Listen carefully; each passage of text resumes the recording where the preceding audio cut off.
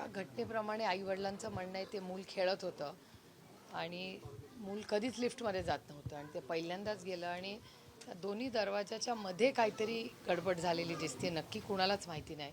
आणि वरजून कोणीतरी बटन दाबलं आणि ती लिफ्ट हलली आणि ते मूल त्याच्यात अडकलं आणि जवळपास अर्धा तास त्यांनाही माहिती नव्हतं. त्याच्यामुळे ते सगळीकडे मूल दिसत नाही म्हणून रात्री 10:30 वाजता शोधत बसले आणि त्यानंतर लक्षात आलं आणि जवळपास 1.5 तास लागला त्या बाळाला तिथून काढण्यात. त्याच्यामुळे खूप अतिशय भयानक असा हा ॲक्सिडेंट आहे.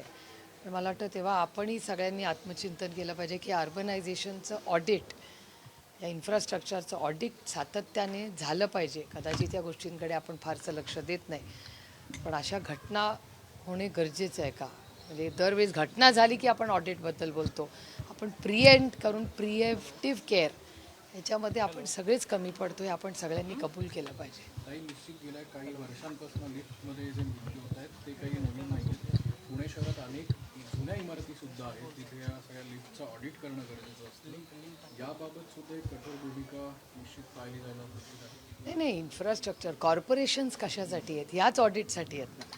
तर कॉर्पोरेशन्सनी थोड्या या गोष्टी स्ट्रिक्ट केल्या, STP प्लांट्स असतील, लिफ्ट्स असतील, बेसिक इन्फ्रास्ट्रक्चर असेल, याच्याबद्दल आपण खरंच प्रशासन असेल किंवा आपण नागरिक म्हणून आपण खरंच सगळ्या सोसायटीजला, प्रत्येक सोसायटीला आपली एक बॉडी असते, ती बॉडी हे सगळं करत असते. पण अर्थातच नियम कायदे, त्याच्या तारखा किंवा आगीचे बंब, त्याची अवेलेबिलिटी, त्याला ॲक्सेस रस्ता, एवढ्या मोठ्या इमारती आपण बांधतोय, पण त्या इमारतींना पोचण्यासाठी तेवढे रस्ते, कचऱ्याचं नियोजन, पाणी, आगीचे बंब हे खरंच आहेत का, ह्याचा विचार कोणीतरी प्रशासनानं करणं गरजेचं आहे. ताई, विकास लवंडेला काल पोलिसांनी अटक केली, मात्र आज कोर्टात वेगळीच माहिती समोर येते. जे विकास लवंडेच्या नावावर गुन्हा दाखल नाही तीच माहिती पोलिसांनी कोर्टाला दिली आणि त्यामुळे कोर्टाने अंतरिम नामंजूर केला आणि आता कोर्टात पोलिसांनी माहिती दिली. पोलिसांनी आता कोर्टाला सांगितलं की आमच्याकडून नजर चुकीने हे सगळं झालंय. मला काय आश्चर्य वाटत नाही, कारण का माझा महाराष्ट्राच्या पोलिसांवर विश्वास आहे. पण महाराष्ट्राच्या पोलीस यंत्रणेमागे जी अदृश्य शक्ती आहे आणि पुण्याबद्दल तर मला प्रश्नचिन्हच आहे. कारण पुण्याबद्दल मी माझ्या आयुष्यातली प्रत्येक सुट्टी ही पुण्यात घालवली आहे जन्मापासून. आणि त्यानंतर पुणे हे सगळ्यात सुरक्षित म्हणून देशातून लोक, जगातून मुलं ही पुण्याला का शिकायला येतात? कारण का शिक्षणाचं माहेरघर म्हणून पुण्याची एक वेगळी ओळख, एक मानाचं स्थान हे देशात नाही जगात राहिलेलं आहे. आज मी खूप जड अंतकरणातून हे म्हणते आहे आणि हा डेटा माझा नाही. यांचं राज्य महाराष्ट्रात आहे, त्यांचंच राज्य, त्याच विचाराचं सरकार केंद्र सरकारमध्ये. केंद्र सरकारचा डेटा सांगतो की म्हणजे माननीय अमित शहाजींचं डिपार्टमेंट आहे, गृह मंत्रालय, त्याचा डेटा सांगतो की देशामध्ये सगळ्यात जास्त क्राईम कुठे आहे? तर ते 5 टॉप जे शहर आहेत त्याच्यात 5 नंबरवर देशात पुणे आहे आणि महाराष्ट्रात सगळ्यात जास्त क्राईम 1 नंबरचं शहर जे शिक्षणाचं माहेरघर होतं, ती 1 नंबरची जागा शिक्षणाचा माहेरघर काढून ती क्राईममध्ये, गुन्हेगारीमध्ये आलेली आहे. त्याच्यामुळे माझी विनम्र मागणी, अतिशय हात जोडून मी माननीय महाराष्ट्राच्या मुख्यमंत्री जे गृहमंत्री आहेत यांना विनंती करते की महाराष्ट्रामध्ये, पुण्यामध्ये आज प्रचंड तुमचं राज्य आहे, तुम्ही गृहमंत्री आहात, प्लीज या पुण्यामध्ये लक्ष घाला.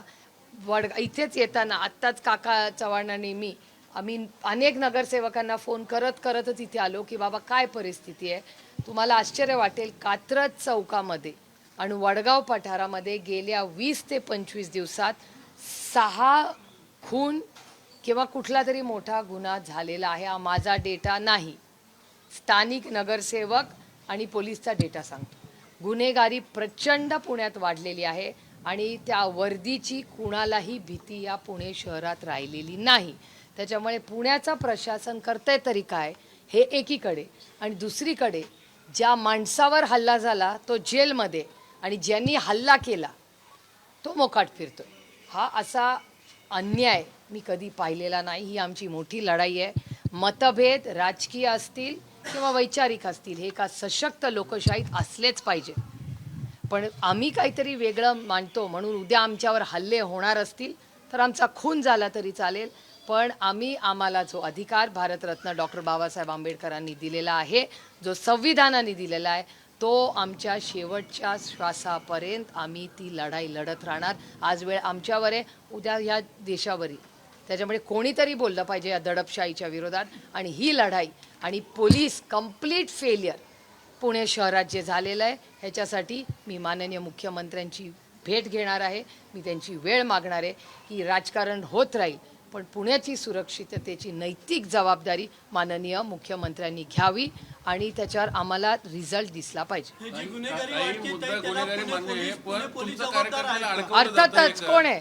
अर्थातच ना, पुण्याचं प्रशासनच अर्थात ना. पुण्याचे जे कमिशनर पोलीस आहेत त्यांनी ह्याचं उत्तर दिलं पाहिजे आणि मुख्यमंत्र्यांनी त्यांना विचारलं पाहिजे की एवढा क्राईम कसा वाढला. देशात 5वा नंबर आहे आणि राज्यात 1 नंबर आहे. आणि काल चुकीच्या माणसाला तुम्ही अटक करता. अहो, काल मी तर ते अमितेश कुमारांना इतके फोन दिल्लीवरनं करत होते. माझी JPC होती, मी दिल्लीत होते, एक माझा फोन घेतला नाही. नंतर मी विमानाने पुण्यात आले तेव्हा एक मिस्ड कॉल होता.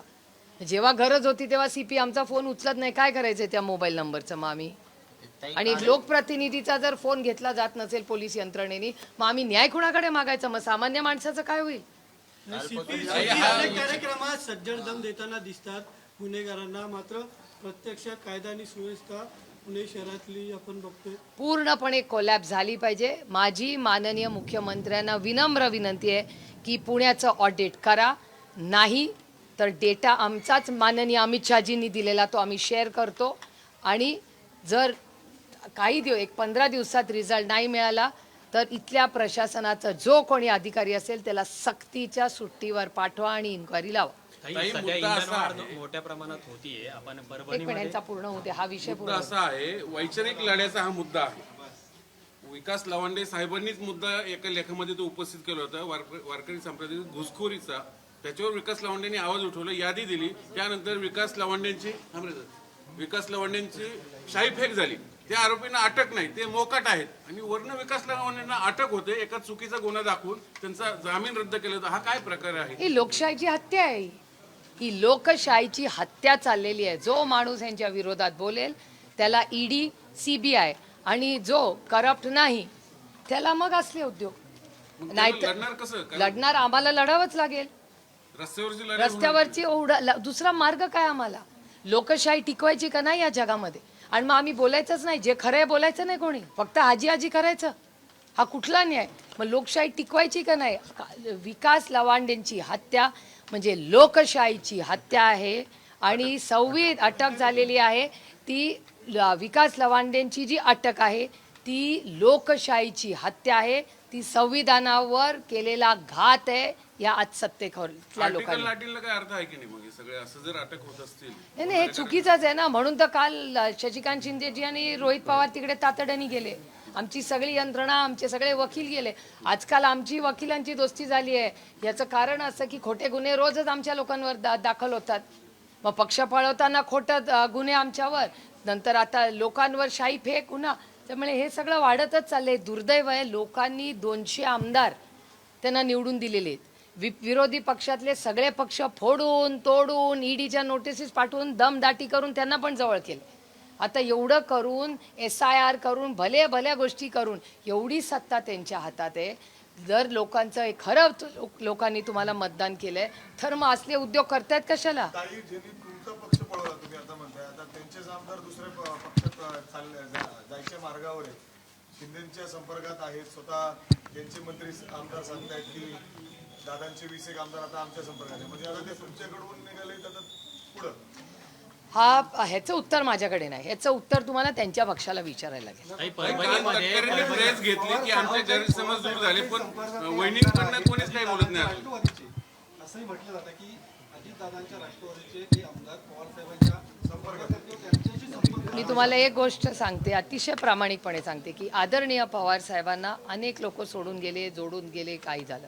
आदरणीय पवार साहेबांना जेव्हा कोणीही वेळ मागतं तेव्हा आदराने प्रत्येकाला, कुठला तो पदाधिकारी असू दे, विरोधक असू दे, प्रेमाचा असू दे, कोणी असू दे, आदरणीय पवारसाहेब गेले 6 दशकं त्या व्यक्तीला प्रेमाने वेळ देतात. आणि त्यांनी काही प्रश्न विचारले. म्हणजे मग परवा आनंददादा येऊन गेले. आम्हाला आनंद वाटला. खूप दिवसांनी 3 वर्षांनी माझी आनंदची त्या दिवशी सिल्वर ओकला भेट झाली. आनंद वाटला. ठीक आहे, त्यांनी एखादा नवीन मार्ग, आमच्या शुभेच्छा आहेत. आमचं म्हणणं आहे की तुम्हाला जरी काय आमचे मतभेद असतील, ठीक आहे ना, मनभेद तर कधीच नव्हते. त्यांनी एक वैचारिक लढाईमध्ये एक वेगळी भूमिका आनंदी मांडली. आमच्या शुभेच्छा आहेत त्यांना. काही परभणीमध्ये पेट्रोल पंपावर 7/12 दाखवल्याशिवाय पेट्रोल मिळणार नाही, डिझेल मिळणार नाही, असं एक चित्र निर्माण झालेलं आहे. केंद्र सरकार म्हणते की इंधन पुरवठा हा पुरेसा आहे, कुठेही तुटवडा नाही, पण ग्रामीण भागामध्ये याची झळ मोठ्या प्रमाणात जाणवते आणि परभणीमध्ये तर 7/12 मागितला जातो. नुसतं ग्रामीण भागात नाही, तुम्ही सगळीकडे राज्यात ही परिस्थिती बघा. आणि मला चिंता कधी वाटली, जेव्हा माननीय भुजबळ साहेबांचं स्टेटमेंट तुमच्या चॅनलवर मी पाहिलं.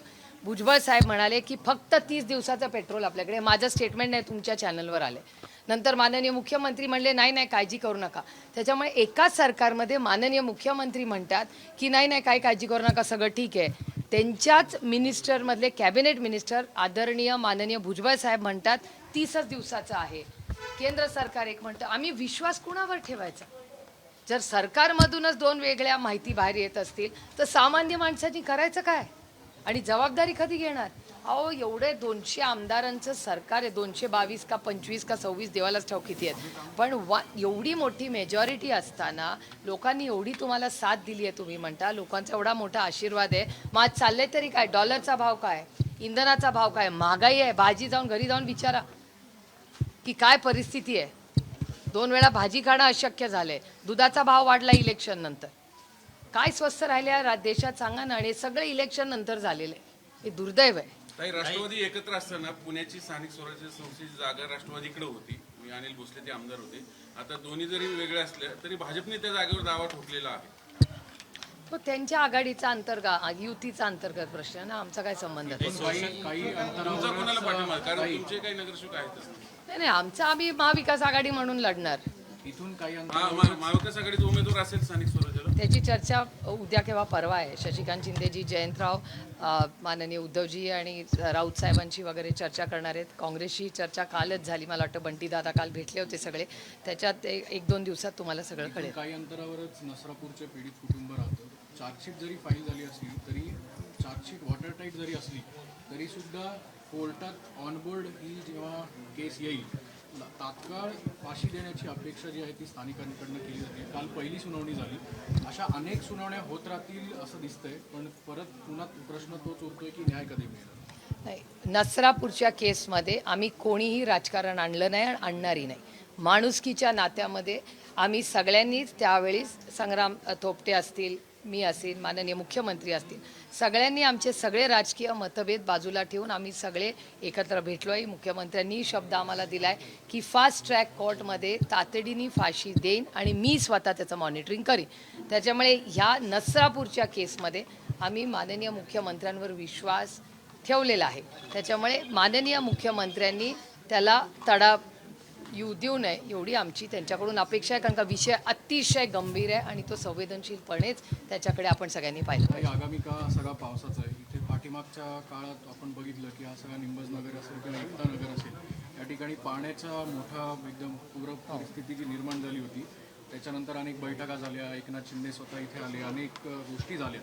यंदा पावसाळ्यात ती गोष्ट होऊ नये याच्यासाठी काही खबरदारी घेतली जाईल? नाही, कॉर्पोरेशनची काका असतील किंवा काँग्रेस पक्ष असेल, या सगळ्यांनी याची आढावा बैठकी घेतली आहे. मीही वेळ मागितली होती, पण त्यांनी सांगितलं की नगरसेवक आमचे सगळे आहेत, जे काँग्रेसचे असतील किंवा राष्ट्रवादी काँग्रेस पक्ष, शरदचंद्र पवार, या सगळ्यांनी एकत्र मिळून या सगळ्या पुण्याच्या शहराचा पाऊस आणि त्याचा आढावा सगळा घेतलेला आहे. आपत्ती व्यवस्थापनची सगळा रिव्ह्यूही घेतलेला आहे. त्याच्यामुळे आमची अपेक्षा आहे की ज्या चुका आधी झालेल्या आहेत त्या पुन्हा,